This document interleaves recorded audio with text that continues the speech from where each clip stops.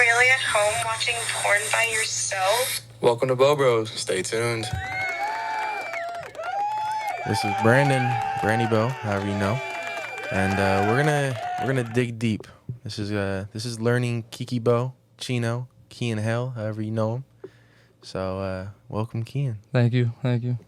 Nice to be a guest on my own podcast. Yeah, right.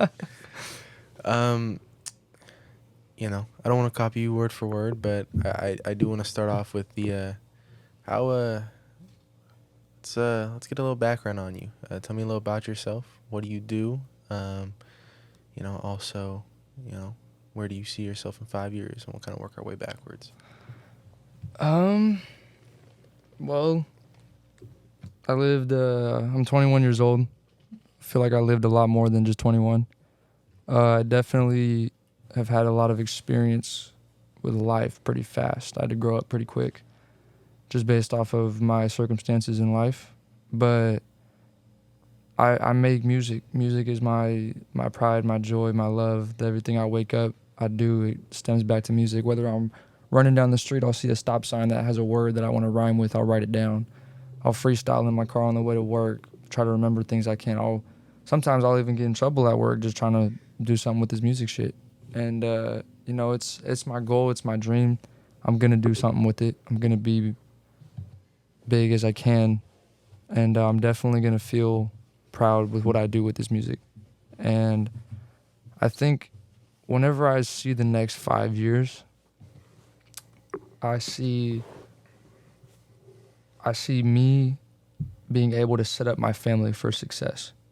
I see me trying to bring the people that I love, the people that I want, and the people that I care for up with me, not just me going by myself. I want everyone that I love to be involved with what I do on a daily basis so I can make sure that they're okay just as okay as I am.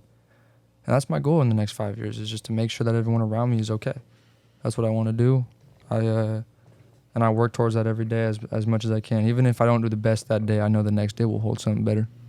So, real quick, for the people that don't know you, I've had the pleasure of knowing you for 7 years. Mm-hmm. Within those 7 years, I think one word that you've used the most is family. Mm-hmm. So why don't you tell us a little bit what family means to you, Family, to me, isn't just stemmed by blood. There's a song, there's a line in the song where it says, blood don't mean shit and bullets burn like Usher. I've watched the people around me that have no blood correlation to me stay solid and more loyal than someone who has half of my DNA. Yep. Or that I share half my DNA with. To me, blood and DNA don't mean shit. Family is who has had my back and who's been loyal to me and who is stuck by my side through the ups and downs, through where I go MIA for a month and a half to where I'm back talking to you every day. It's hard to deal with me as a person, and I understand that because I'm very fucking hard-headed. Yeah. I'm very hard-headed. A lot does get to me, but as much as it gets to me, I can block it out and not let it as well. And I try to control that, but I think the people who I call family are the ones who have stuck by my side through thick and thin and have always helped me out and have always been there for me and who have always just had my back no matter what I've done, no matter what I've dealt with, no matter what I've brought, whether it was good or bad. They were there for the worst and they deserve it when I'm there for the best. All right. Let's learn a bit more about your family. Your mom, your pop, your sister, Mm-hmm. right? Why don't you talk a little bit about each one of them? We'll start with mom. I mean, my rock, dude. We've been through some shit together. Mom grew up mom grew up without a dad. She had a very, very toxic upbringing, and she did everything in her power to take that away from my upbringing. Was she successful? No, she wasn't. Mom, I love you. We've talked about this. She wasn't the most successful doing that because, there's so much you can keep out of your family life from the outside. But she did a killer job. I mean, who I am today is based off of her bringing me up. you know, she studied all her life. She wanted to be a therapist. Whether she was working dead-end jobs, she wanted to be a therapist. And honestly, congratulations, because she is now. Finally, after 20 years of dealing with me, you know, dealing with the people that she brought around, the people that I brought around, she finally became a therapist, and she's fucking killer at it. And I'm very proud of her. She's my rock. She's my mom. She's my dad. She's everything. She is the person that I look to whenever something goes wrong. I call her. She's the first person I call. If she doesn't answer, I understand why, but she's definitely my go-to. She's not my best friend. She's much more deeper than my best friend. She brought me in this world. She could take me out just as fast, and I very much believe in that. She wouldn't though. You know, we've had our ups and downs. She's definitely had some challenges dealing with me. She's definitely had to watch how she is as a mom because of how I've been around her. She's been a rock, man. She finally recently, you know, we had a talk where it was the most beautiful, but at the same time the most painful thing to hear out of her mouth, where she admitted that she fucked up as a mom. And as much as I've wanted to hear it, as much as I've been so upset with some of the stuff she's done, when she looked at me in my eye and said she apologizes for how she went wrong, I didn't want to hear it. Because when she said that, all I could think about was, you're my mom. I don't want to hear you say that you did anything wrong, because in my eyes, you are perfect. You don't do perfect things. You don't act perfect. But in my eyes, you're my mother. You are perfect. And I can't take that away from you. You're the person that I love. You're the person that stems my relationships with anybody that goes around. When shit goes wrong, you're the first person I call. When I got locked up, she was the first person I called. Yeah. And when I called her, I said, "Hey, Mom, I don't want to be in this cell right now. Can you bail me out?" She said no. And I was like, "Oh, Mom, come on, bail me out." You put yourself in there. Wait till court, get yourself out. Yeah. And as much as I was so mad about it, I understood. I was like, you know what I did? She wasn't with me in that car. Yeah. She didn't tell me to pick up that bottle. She didn't tell me to drive. She didn't tell me to run that stop sign. She didn't tell me to argue. She didn't tell me to resist. She didn't tell me anything. She told me the truth. Yeah. She said, you got yourself in that situation. I know it's a fucked up situation, but get yourself out. Yeah. And her upbringing was very tough. Shout out my grandpa. He's not around. He 3 months before my mom was born, my grandpa was shot and killed, point blank in the head, died on the spot. And my mom was 3 months away from being born. It tore my grandma apart to where she wasn't who she was after that. Got my uncle in a lot of trouble, you know. My uncle was free for, I think it's been 5, maybe 5. No, it's been way less than 5 years. Maybe I want to say like 3 years since he's been out after doing 15.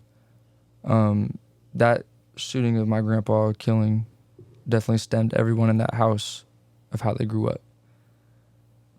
My mom did everything she could to heal herself, but what she did wasn't enough, and she knows that, and she's still working on that to this day, of healing herself. And that was 40 years ago. She's still healing. I never got the chance to meet him. I heard a lot of stories about him. I'm the only one in my family who's blue-eyed, blonde-haired. My grandpa was like that. My grandma likes to grab my right arm and say, "Hey, this looks like your grandpa's arm." And it freaks me out sometimes. I'm like, okay. You okay, Grandma? Like, you doing all right? But his passing definitely shaped her, and that shaped me. And we brought a lot of pain in the house, but just as much as pain that we've brought, we also brought a lot of happiness, and we brought a lot of love.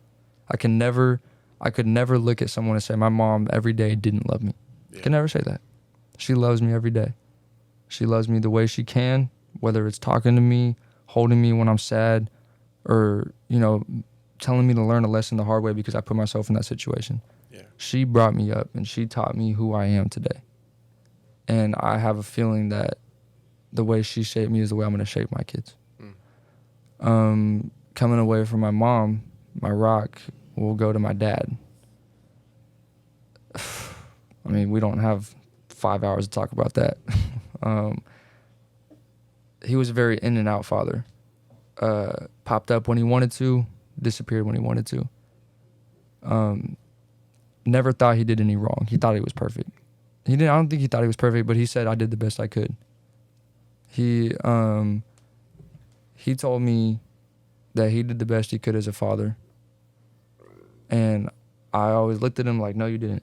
Because the father that you were to me, I will never be to my kids. I will never be that to my kids. I'll be a better father than you ever were. And I want him to know that, whether he listens to this or not. I can't talk much about him because there wasn't much to experience with him. CPS took me away from that household when I was in 6th grade. And when the state got involved, my dad separated himself more. Not only because he kind of had to, but, you know, he didn't fight. He didn't. And that showed me how he really viewed me. But the reason, not the only reason, but one of the major reasons why I love my father is because of how he treats my sister. And if he treated her any way that he treated me, there's so many things I would do to him, it wouldn't even be funny. But he treats her like a princess, the princess that she is. And for that, I will forever love him for how he treats her. And bleeding into my sister, that is my world. My sister's my world. Love my mom. Rock solid. Shaped me who I am, but my sister is my world. Have her tattooed on me. Have a whole arm dedicated to her. Will continue to add to that arm dedicated to her. She's my world. She's my rock. And I know I haven't always been there, not even because I didn't want to be, because I couldn't be. And I know that I always want to be there for her, but I know that she grew up watching me and my dad argue, watching me and him fight, watching me and him get down dirty, watching it get physical. And I know she saw all that, and I know she looks at me differently, but I can't wait till the day she turns 18 to tell her the truth. Whether she believes me or not, I just want the chance to tell her the truth. To let her know that, hey, your brother loves you. Yeah. He's always been there for you. He always will be. It's my world. It's my rock. I love her. How old is she now? She's 16. I haven't seen her in like 6 months. She's, I believe she's 16. I think she's going into her senior year. I'm pretty sure. Yeah, dude. Dude, that's nuts. I think she's going into her senior year. So Damn. she might be, 16, 17. Because I remember when we first started, and you told me you had a sister, she was like up to my kneecap. You could still pick her up. Yeah, man. Yeah. Fuck, that's... Going into her senior year now. Talking about going to Stanford, UC Irvine, Cal Berkeley. Man. I'm like, fuck, dude. Nothing like us. Man, far away from me. She's doing something right. Man, she has to be. Yeah, no, you want to see a picture, dude? She's fucking, dude. Does she knows what you're doing, though? Like, music-wise? I try to tell her as much as I can. She doesn't know a lot. But, you know, my dad definitely keeps her secluded away from my life because of just a lot of the shit that went on. Yeah. She doesn't even look like... Dude, that's nuts. That's scary. It's scary as fuck, it's like, bro. I have a half-sister. Yeah. And I would love to call her my full blood, but, you know, on it. And if she hears this, I'm sorry, but once you start acting like you are my sister again and you start hitting me up on some real shit... Every dude that comes into your life, it's bad. Dude. It's bad. That's why I wish, like... I wish I had a sibling that I grew up with, but I don't. Because like I look at her and I'm like, dude, just when we first started talking, hearing about her, she was like a kid. She still is a kid. Fuck. Yeah, she's grown now. Thankfully, I don't have to worry about her with boys though. Oh. There's a lot of guys that do ask her out, and she always says no. So I'm like, thank God. Just find that one. Just find one for the rest of your life. Or don't, you know? Just or don't at all. Just come live with me and I'll set you up. Yeah, man. Guys suck, bro. But yeah, no, she's grown up now. It's definitely easier to talk to her. The last time I saw her, dude, she was wearing makeup, and I was like, oh, wipe that shit off your fucking face right now. Dude. Wipe that shit off your face. But she's also grown up to be a girl, that, you know, that I want her to be. I definitely admire her. Even though she's my younger sister, I definitely admire her for who she is as a woman right now. So moving on. I want to keep on it, just real quick. Like, the love that your family is given, Mhm. right? So, you know, I first met your mom, Mhm. I think sophomore year, Yep. right? Her and Jim, Jim Tier. we spent so many nights at your house, Mhm. right? I remember like one of the first times that I ever stayed the night, your mom actually got on the phone with my mom. Yeah. And I was like, oh no, everything's fine, everything's fine. Yeah. Yeah, I think we snuck out or something that Took night. the We Range did, we Rover did that some, night. Yeah. yeah, we did something stupid. Yep. But you know, she was always there. Always. Even recently when we went down to Oakland for Yep. your She concert, showed up. she showed up. Yep. Thea Lopez showed up. Yep. Shout out her. Shout out my tia. Shout out my cousin. You know, they invited us to her house. Yep. And we got lunch with them. Got to and experience the Hayward side. yeah, Yep. they showed us around, and like your family has done nothing but like even Yeah. outside of you, they showed me love from The ones that are in my life. yeah. The family that are in my life and continue to be in my life are the ones that have showed nothing but love. My mom, my tia, my cousin Alex, Robbie, all of them who have come. My family is very split apart, very broken. We have family we don't even talk to because of how bad it is. You know what I mean? Yeah. We have family that argue over money with family. Like when my great grandma died, my grandma and her sister are arguing. They don't even talk anymore over that shit. Our family's very, and that's just 1% of the 99 that I've heard in my life. Like when my uncle and my mom didn't talk for 10 years. Yeah. When he got locked up, my mom was so mad at him and just never talked to him. And then he reached out and was like, sis, I love you, I'm sorry. And now they're close as hell. They talk all the time. And, you know, as broken as our family is, as fucked as it is, the ones that are around and do continue to stick around show nothing but love. They bring you in, they'll accept you, no matter who you are, no matter your race. I mean, my tia and I'm Irish, right? So Yeah. I'm white, nothing but white. Yeah. Ginger beard, blonde hair, blue eyes, dark eyebrows, nothing but white. I got tias and tios and cousins, hermanos and hermanas and all of it. And the ones that are around in my life have shown me nothing but love. No matter my skin tone, no matter how I act, they've always had my back. Yeah. When I got arrested, my tia smacked the fuck out of me. She was like, "What the fuck is wrong with you? Don't follow down your uncle's path." You know what I mean? Well, my mom was so hurt when I got arrested because she didn't just see her son in the cell; she saw her brother. So she was just like, "Fuck, another one going down that path." Yeah. And so I always, the ones that are in my life, I always want them to know, like, hey, I know I fucked up, but like, dude, I got y'all. Just know that I got y'all. So yeah. So because of how you were raised and you know your mom being everything, you know, how does that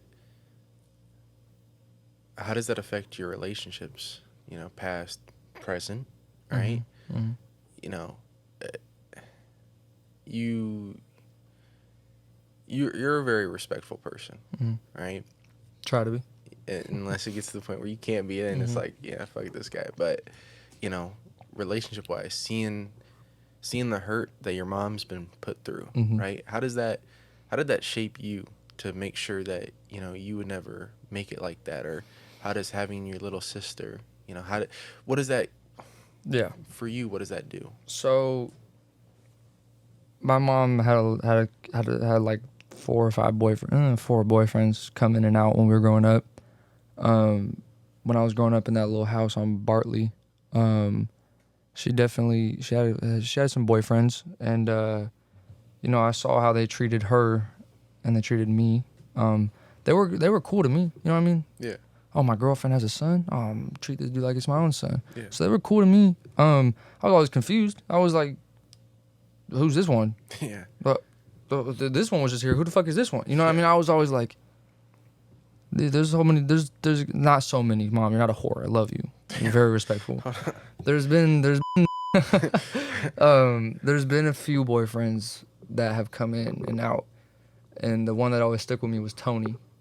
He had a son named Jackson, and me and him were not related at all. No blood relation, nothing like that, but always acted like twins. Same haircut, same clothes, same style, same walk, same talk. Everything was always the same. One day they were gone in the morning. I woke up to my mom crying. This was what shaped me. The day that I, not vowed, that's a very strong word, but the day I looked at everything different the way I looked at relationships different was the day that my mom had this dude named Tony, dated for about like 3 or 4 years, and I thought was gonna be around my life forever. Yeah. Him and his son and me were so fucking close. It was ridiculous. No blood relation, but acted like twins. That was my brother, as far as I'm concerned. Is my brother, as far as I'm concerned. We don't talk anymore. It's hard on both of us to talk, knowing all how we grew up and the pain that it caused us to leave. But that's my brother, as far as I'm concerned. And the day that I woke up one day. We had twin beds, and I was on top, and Jackson was on the bottom, and I hopped off the top because I heard something. I woke up to something, and I peeked my head out the window, and I see Tony sitting on the glass table, and my mom sitting on the couch, and my mom was crying her eyes out. And I'm just thinking, no, I didn't think much of it. I'm fucking 6 years old. Didn't think much of it. The next day, wake up, Tony's gone. Yeah. Takes Jackson, they're gone. Don't see him for another 5 years.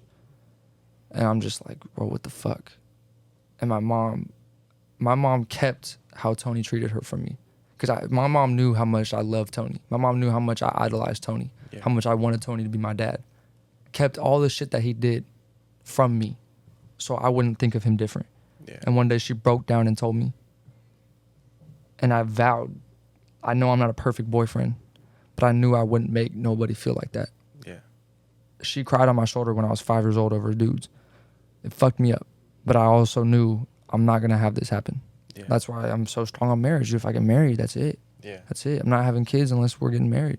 That's it, bro. I'm not going to see them. I'm not going to have them see us fight. I grew up like that. I grew up watching couples fight. I grew up watching couples come in and out, couples leaving each other because the love was gone or because they were arguing too much. I told myself it's not going to happen with me. When I have these kids, the only thing I'm going to do different is I'm going to make sure that their mom and their dad will always be there for them. Unlike mine. My mom was always there. That's how I want to be with my kids.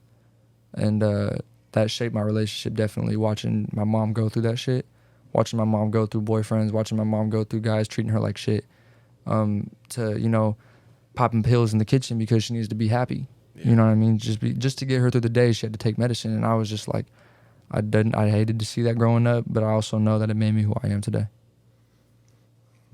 So let's get into we'll start with middle school and we'll work our way into high school, right? Oof, yeah, middle school.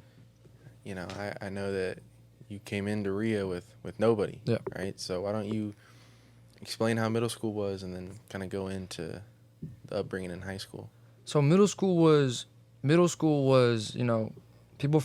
from my elementary, about like 80% of my elementary school went to middle school. Mm-hmm. Elementary school, I got bullied, got fucking picked on. I was a scrawny little white boy, got picked on with long hair, blue eyes, got picked on. Physical, mentally, all of it. I got bullied. Went to middle school thinking it was going to be the same way. That's when I met Rara. And I met all those guys from that side of town. Middle school definitely made me understand that you can't really give a fuck about people. Yeah. That's what middle school showed me. Middle school showed me, bro, the people you give a fuck about, the people you want to like you, don't. Yeah. The people you want to treat you like how you want them to treat you, they won't. Yeah. So when I realized that, I put on a thick skin, a thick layer, and I said, fuck these guys.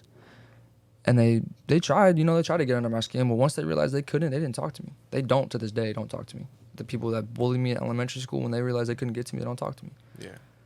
If they did, can't tell you what I would do, but, I definitely get my get back.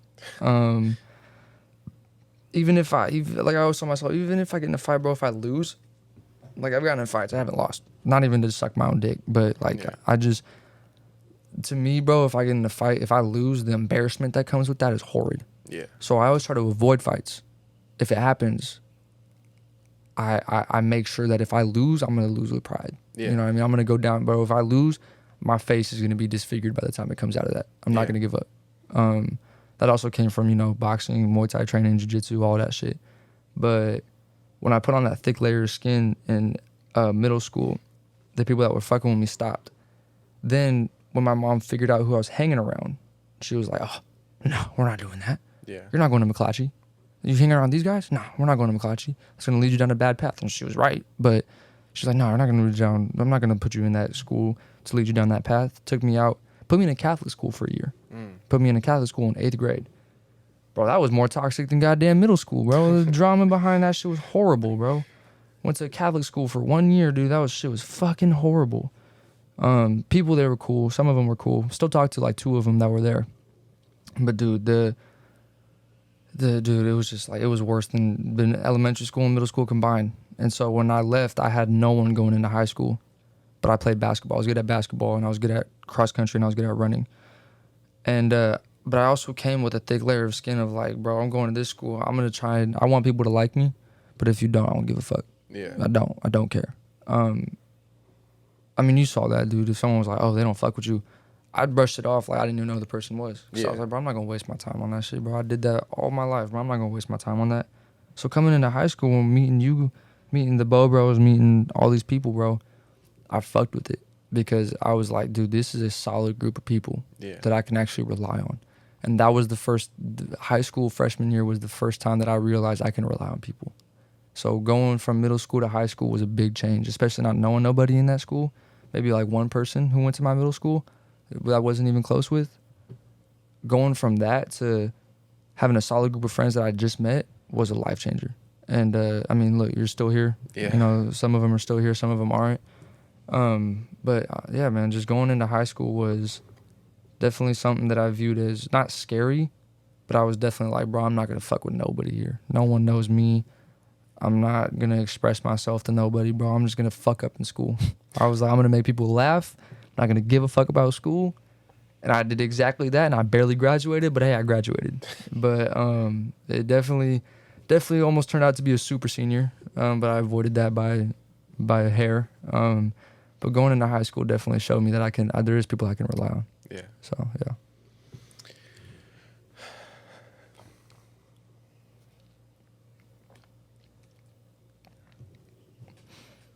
Thinking hard? Yeah, man. I mean, you've talked about it a lot. Yeah. Let's go into, you kind of briefly talked about, going future. You want to take care of your family and stuff. But, what does the future hold? Where do you see yourself as either a musician, as an artist? Mm-hmm. Do you see yourself staying in California? No. The only time I'll stay in California is because I know I have people here who I want to take care of who have to be in California because their whole life is here. Yeah. Where I'm still young. I'm 21. I'm still young. I can get out of here with nothing to look back on. I mean, certain friendships, yeah. Even if I have those friendships still, when I want to get out, I'll bring you guys with me. You know what I mean? But there's family that I have here that still need to be here because they built their life here. Yeah. So when I'm able to make it and I'm able to have that kind of money, I'm gonna buy a neighborhood, like a newly built neighborhood in like the safest part of California. Yeah. Even if it's in Sacramento or like Sacramento County or somewhere close to Sacramento, I'm not gonna build it. When it's being built, I want to buy a neighborhood, and I want to put my people in that neighborhood. Yeah. Because I want them to be close with each other. I want them to walk out and not have to worry about it. Yeah. I want them to walk outside and not have to worry about what's going on. Yeah. Like, I made that decision when I saw somebody get shot on my street. I made that decision of like, okay, I don't want nobody that I know to go through that. Yeah. I don't want nobody to be a witness to that. Because when I saw it, I was like, dude, all I could think about is when that happened and I watched it happen, all I pictured was my sister watching that. And I was like, nah, she's not gonna go through this, bro. Yeah. So when I watched that happen, that's when I made that decision of like, I'm gonna do something that I can make sure my family and the people that I love don't have to worry. And then when I thought about buying out a neighborhood, I was like, that's a fucking great idea. Yeah. Buy out a neighborhood in the safest places in California and put my family in there. And so when I make it as an artist and when I drop music that people love to listen to, I want them to understand that I'm doing this not for the fame. I am doing this for the money, but not for what you think. Yeah. Not to buy the idealistic things, not to buy I'm going to buy cars, I'm going to buy chains, I'm going to buy clothes. But my main goal is to buy stuff so my family is set. Yeah. And that's the goal. That's the dream.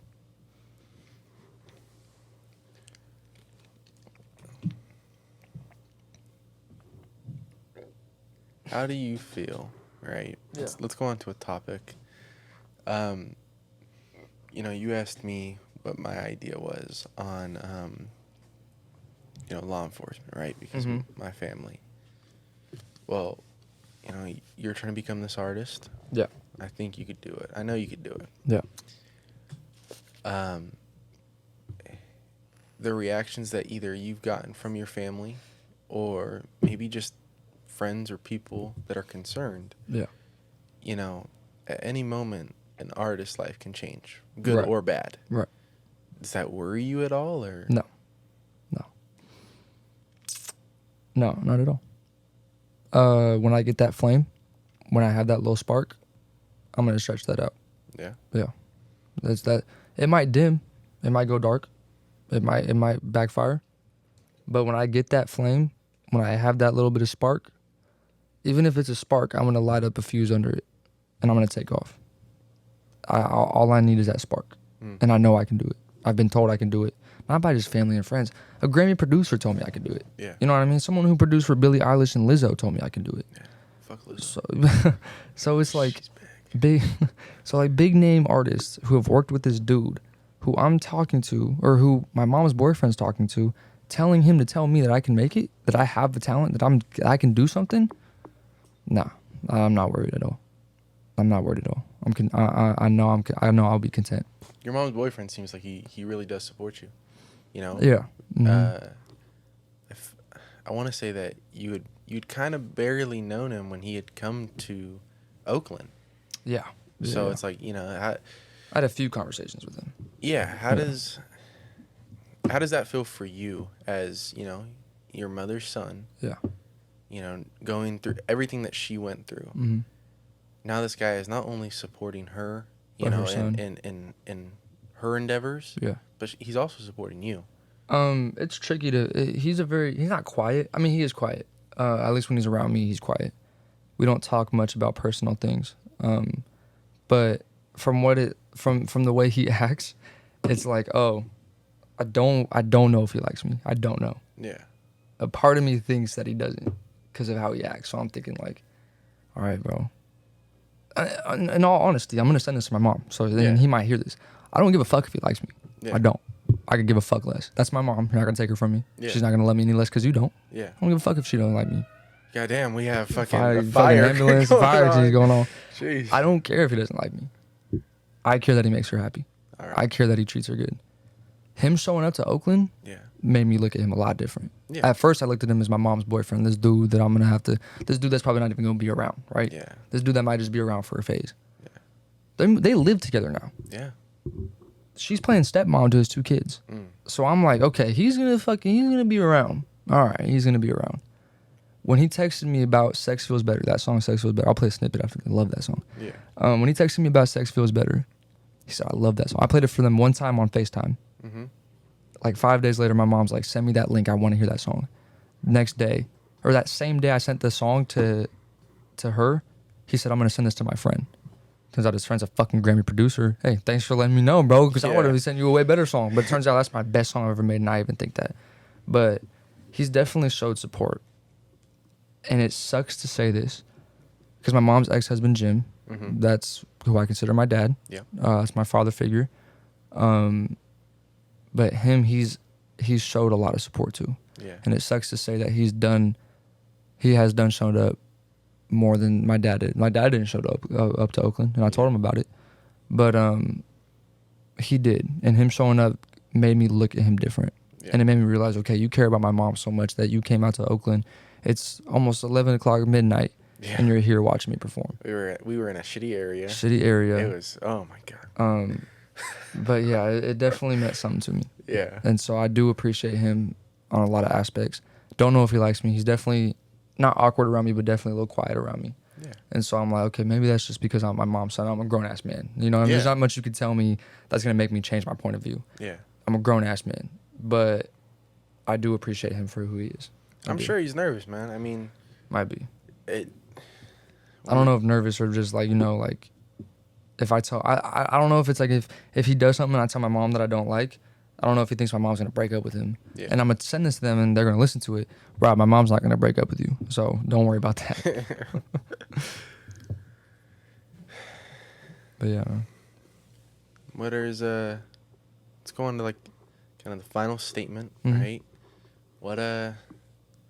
What do you want to get out of this podcast? What do you want to share with the world?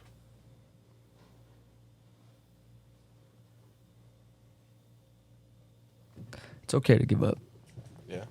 It's okay to give up. Don't give up on what you love. Give up on the things that aren't bringing you anything into this life. People tell me don't give up, just keep going. I give up on things that I see not taking me anywhere. Yeah. I give up on that. But the things that I love and I do see taking me somewhere, I won't give up on that. Yeah. It's okay. It's okay if someone doesn't fucking like you. Yeah. It's okay if someone doesn't agree with you. I struggle with that a lot. I don't know if someone listening to this has, but I've struggled with that a lot. It's okay if someone doesn't fucking like you. It's okay if someone doesn't give a fuck about you. It's okay if someone breaks your heart. It's okay if you go through pain. It's gonna be okay. Don't give up on what you love. Calculate the things that aren't making you anything. Calculate the things that aren't bringing you anywhere. Dive into that. See, Jesus, what do we got? An airstrike going on outside? Yeah, it's fucking Baghdad. Fuck, man. But Baghdad just viewership down 'cause I said that. But just calculate your life not in who loves you, not in who's around you. Calculate your life in what's making you happy. That's what I think. I think if you stop worrying about who likes you, who loves you, and who's around you, and you start worrying about what's going to bring you around better things and what's going to show you better things and what's going to take you to better things, you'll be a lot happier. At least for me. That's my point of view. So just don't stop. I know it sounds cheesy, just don't stop. I mean, there's been plenty of times I wanted to stop. yeah. Plenty of times where not even just stop, but just end it. Yeah. Just say fuck life in general. Yeah. And just be done with it and kill myself and get it over with, right? But don't stop. If I stopped a long time, if I stopped when I first thought about stopping, bro, I'd be about 7 years younger right now. You know what I mean? Don't stop. Don't stop. I wanna play this little one thing. I'm gonna. Oh yeah. Woo. That'd W chat in the books. W chat in the books. W it. be. We're gonna play a little snippet of "Sex Feels Better." Sex feels better coming up. Let me know when. The rough draft. Let's do it. You ready? Yeah, we're live. Let's do it. I said let's do it, but then I fucked Never up. gonna work. All about you when I'm trying to count my bucks. If we talk about Let's Colorado, come but up a little Milwaukee bit. is our one of the jewels that you need. You said you never cared about it, maybe that's just my dream. You'll get lonely at night. We make calls just asking if you alright. Same thing you do when you're drunk, right? But sex feels so much better when we fight. Sex feels so much better when we fight. Sex feels so much better in the night. Take it all off when you feel the vibe. But sex feels so much better when you're drunk, right? Sex feels so much better when we fight. Sex feels so much better in the night. Take it all off when you feel the vibe. But sex feels so much better when you're drunk, right? I know it's Yeah, that's the song that when I am more popular and I have more of a following, that'll be the song that definitely takes off. That's raw and unmastered too. So think about that, man. So, but yeah, thanks for. It's cool to be a guest on your own podcast. It's definitely a different experience. Yeah. But yeah, man. All right, man. Well, this is Bo Bros Entertainment. Brandon Kia. We're signing out. So Appreciate y'all thank you tuning guys. Like, subscribe. Tell your moms, your grandmas, your girlfriends. in. Everybody, Everybody. So. even the ones you don't like. All right. Thank you guys.